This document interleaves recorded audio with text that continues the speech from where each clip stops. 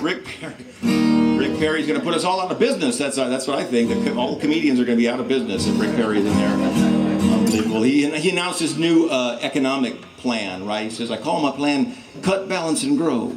I name all my plans after my hair. And he still has a lot of support. Don't count him out. He has a lot of support among people who think that America should secede from the Union. Those are his people. Mitt Romney's the guy, though. Mitt Romney, I think, is the guy, right? That's who we're looking at as the nominee, right? And I worry about him because he's showing early signs of Dutch elm disease. It's a recycled joke for a recycled candidate. You know, I can use that one again. Mitt Romney's like one of those songs from a few years ago where it first comes on, you go like, what is this song? And then you recognize it and you go, oh, I hate this song.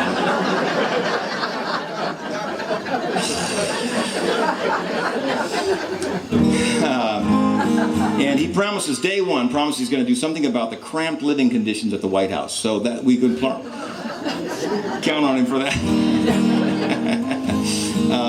Rick Santorum, that guy will give you whiplash. Right? Because it's all about jobs. This election is all about jobs, and so we should outlaw contraception. What did he say? And Herman Cain, pause for laugh. God, what a gift. Thank you, Lord, for Herman Cain. Right. You know, people are saying 999 is like the emergency number for pizza delivery, but I think that he got the phrase from one of those women at the Restaurant Association who's German.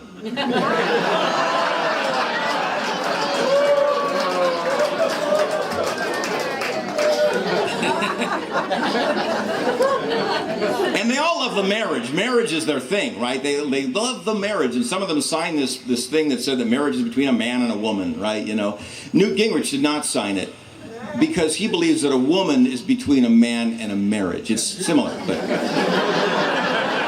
not the same. But they love marriage, and they want marriage to be like it was in the good book. Roget's Thesaurus.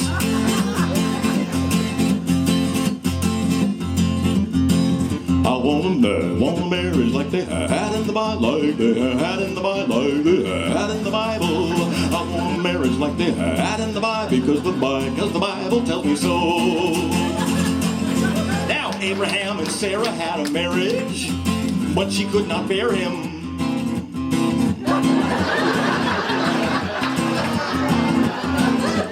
A kid.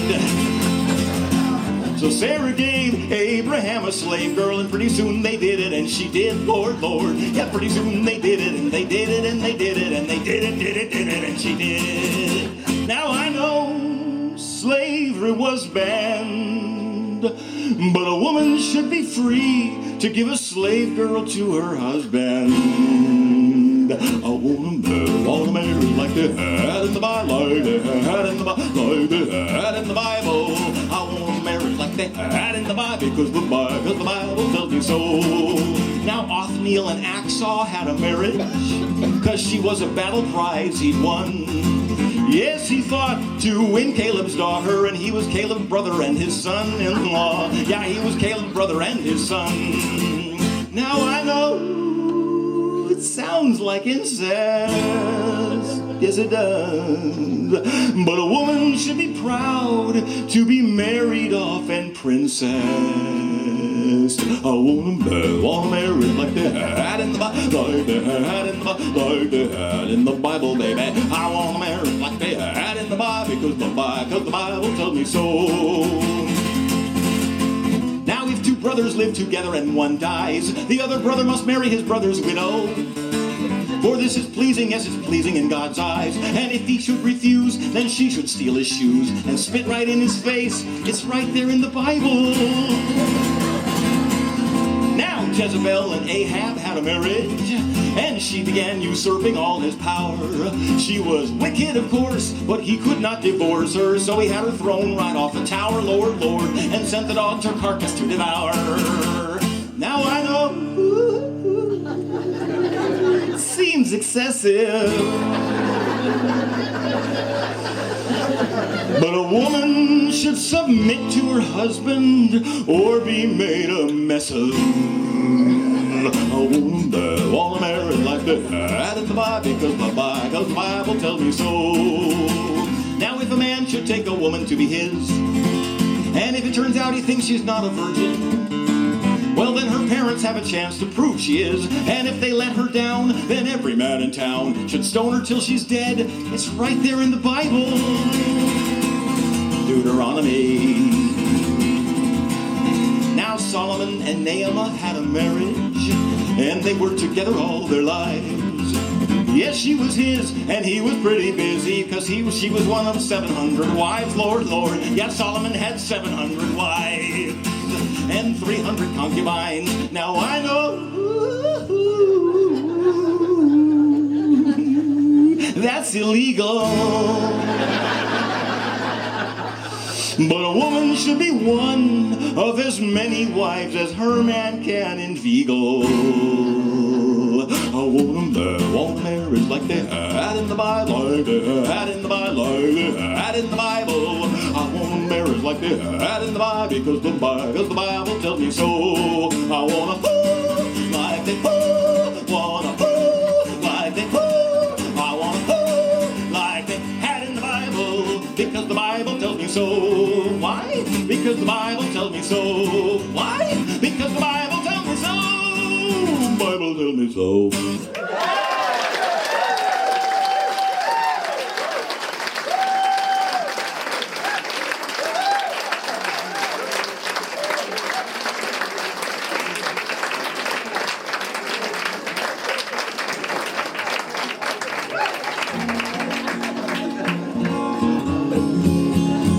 Leave Obama alone. That's the thing. From day one, they would not leave him alone, right?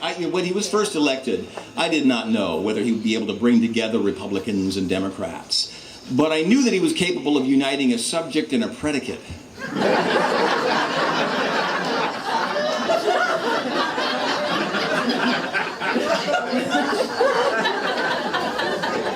That was change I could believe in. And, right, but they would not leave him alone, right? Everything he tried, they denigrated. Everything he did, they cut down, right? And like, for instance, his administration now has refused to defend the Defense of Marriage Act, right? Because they recognize that if you're two consenting adults, and which of us isn't? It's nobody's business who you love, right? Right. Right, Shack in the back? Right, okay, nobody's business who you love, where you love, what equipment you might use. It's interesting, but it's nobody's business. Actually, the equipment is somebody's business. And yet, the traditional values people are all upset over homosexuality in the workplace, and the movies, and the Boy Scouts, and they should just realize that homosexuality in the Boy Scouts is a tradition. Why do you think they called it an outing?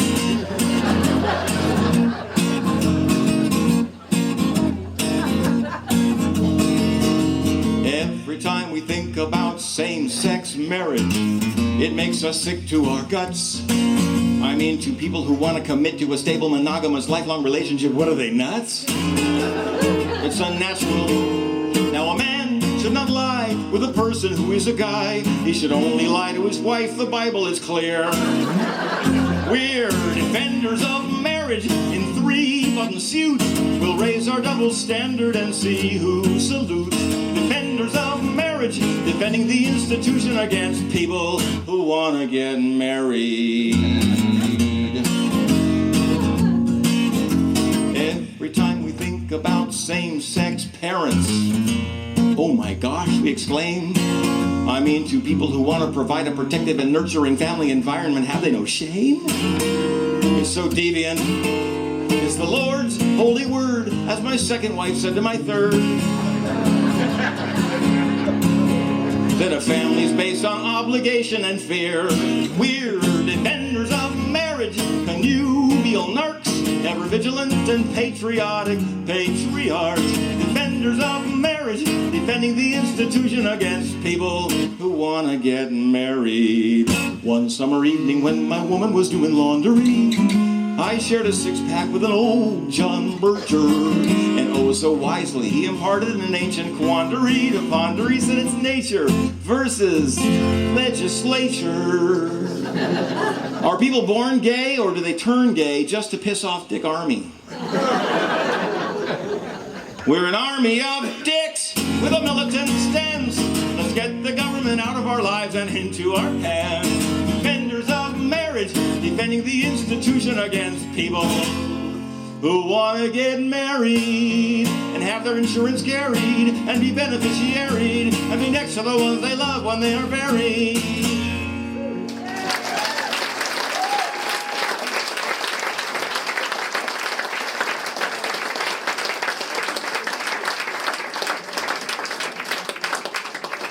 And now, kind of an unlikely proponent of same-sex marriage is Dick Cheney, right? You know that he made a statement in favor of same-sex marriage, Dick Cheney. And he's a weird dude. He is. I mean, have you read his book? He's got a new book, right? He's got a new, Colin Powell was a pussy, and waterboarding is fine. He waterboards himself every morning. To prove he still got it, you know. And when I think back, when I first heard that our vice president shot a guy, I thought, well, he's just exercising his Second Amendment right to free speech. And the guy he shot is a Republican, right, but a moderate one, so I thought we have a motive. But no, it turned out to be a mistake. It was an awful, terrible, ugly, hideous, terrible mistake, like his energy policy, and it just endeared me all the more to him, because I'm not gay, which will come as a huge shock to some of you who I hit on.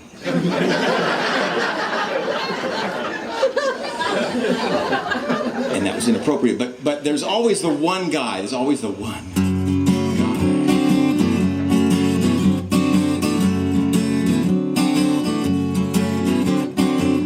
When I first saw him in his briefs on CNN, I knew that he was not like ordinary men. Head over heels I fell for his shuck and jive. Dick Cheney, ain't he the sexiest man alive?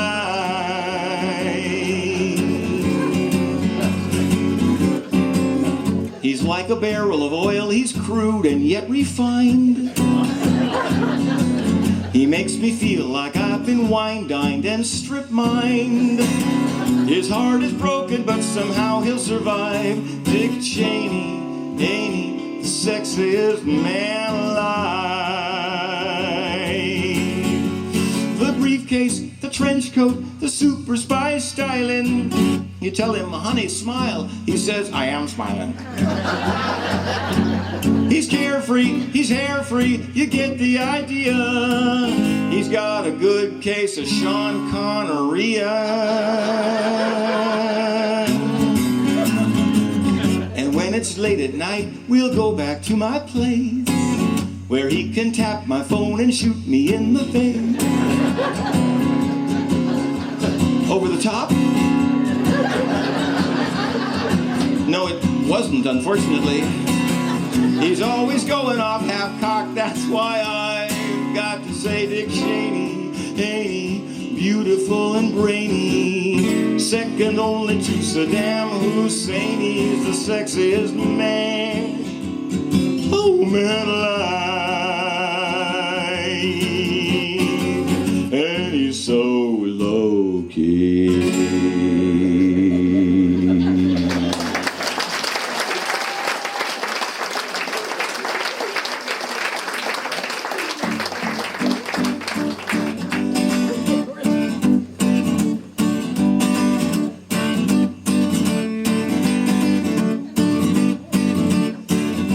A well-regulated militia, being necessary for the security of a free state. The right of the people to keep and bear arms shall not be infringed. Sing it with me now. A well-regulated militia, being necessary for the security of a free state. The right of people. It's the Second Amendment, people. It's the most important amendment. That's why it's second.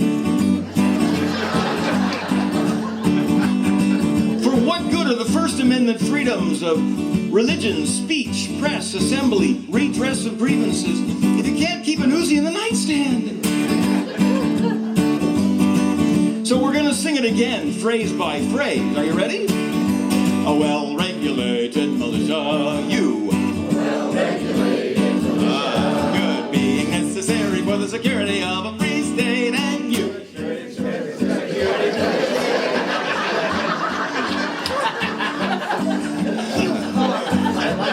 That's a hard one. It is because, as articulated by Justice Antonin Scalia, writing for the majority in District of Columbia versus Heller, the comma after the word state subdivides the text into two clauses, the prefatory and the operative, and renders the prefatory clause subordinate. And harder to sing. So we're going to try that one again. And this time sing it as if the words have some meaning, but not much. Being necessary for the security of a free state. You. Being necessary for the security of a free state. Okay, pretty good. Comma. The right of the people to keep and bear arms and go. Right of the people to keep and bear arms and go.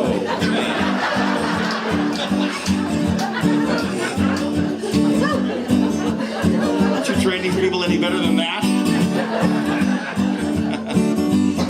It is a hard one. That's a hard one too, you know, because the version of the Second Amendment first passed by the House and Senate employed a lowercase p for the word people, whereas an uppercase p was utilized by the version ratified by the states. And so the question has always been, are we talking about people like we the people?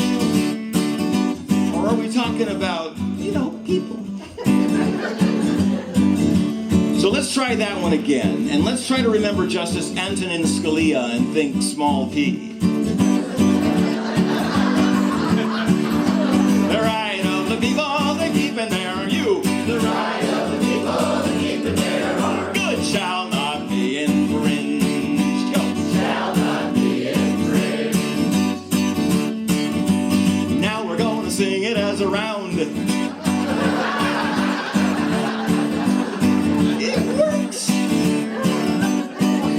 Divide yourselves into, right down the middle of the audience here, this side, everybody on this side over here, you are the hunters and sportsmen. People with a legitimate recreational interest in firearms. And over here on this side, you are the protectors of home and family. Some of whom have had extensive training in the safe handling of firearms and know not to point them at home and family. Now, the framers of the Constitution could not possibly have imagined how many rounds we could get off in a short space of time. But we're going to do just two. It's going to be hunters and sportsmen, protectors of home and family. Hunters, are you ready? Okay, here we go. Well-regulated militia. Here you go. A well-regulated protectors, a well-regulated being necessary for the right of the people, the right of the people shall not be infringed. See how well that Columbines?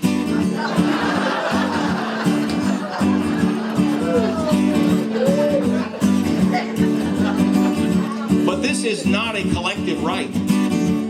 This is an individual right, as Justice Scalia reminds us. And so we're going to sing it again.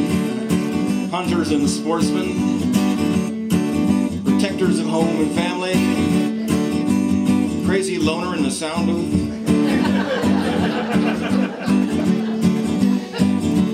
Made you look. We're going to sing it again. And this time with no interference whatsoever from an o'erweening central authority. Ready, go!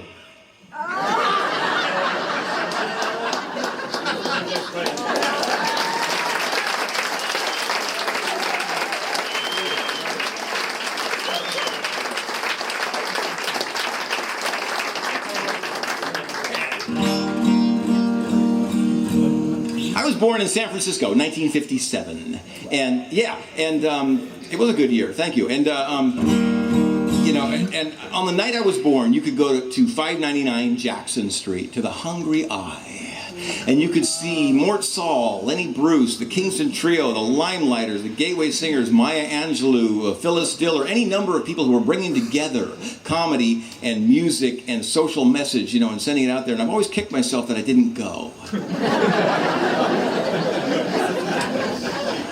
And that's why I put together the Starving Year. That's what the Starving Year is. My wife and I put the Starving Year together to be our little homage, you know, to the Hungry Eye, and to bring those things together again now that we need them together, right? And we spent a lot of time in Marin County, California, the bluest county in perhaps the bluest state of the Union, right?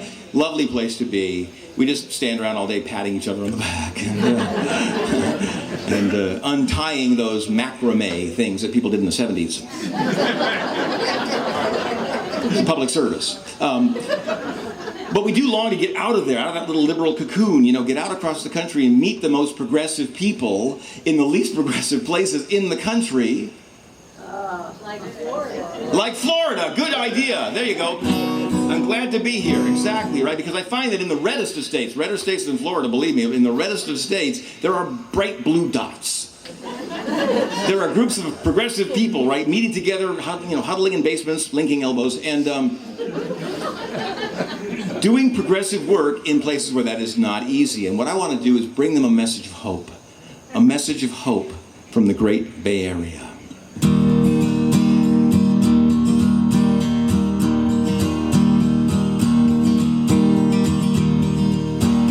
On my way in here tonight, I bruised my nose, hugging a tree. I was late because I had to stop by on my way at San Quentin to set a criminal free.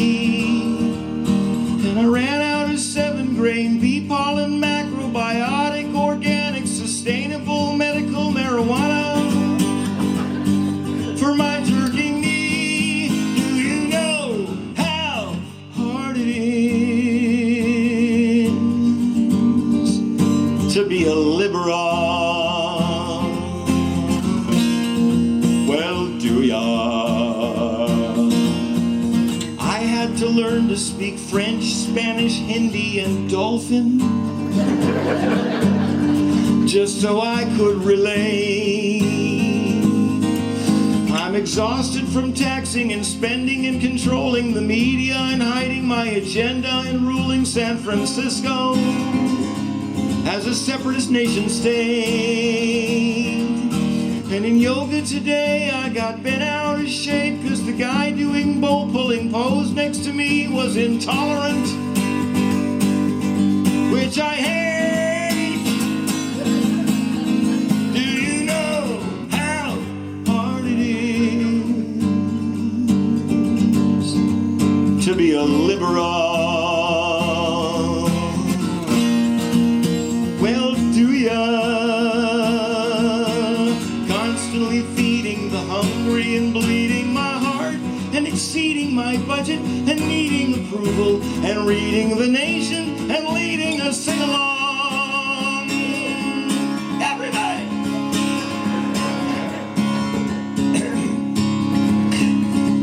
That was just an impulse, I'm sorry. Oh, I was shooting hoops with some brothers when I sprained my badonkadonk. And you know that ain't chill. I saved an endangered snail darter from being eaten by an endangered spotted owl, which I saved from being eaten by an endangered snow leopard, which I saved from being shot by a poacher who I had to kill.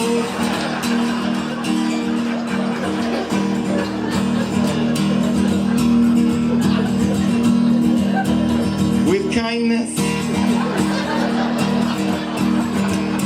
It took a while.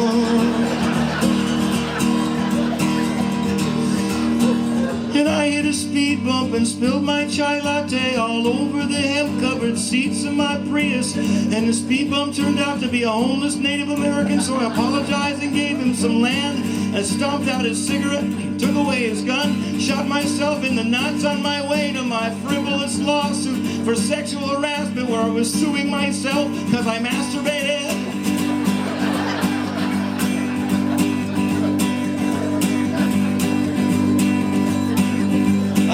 my will.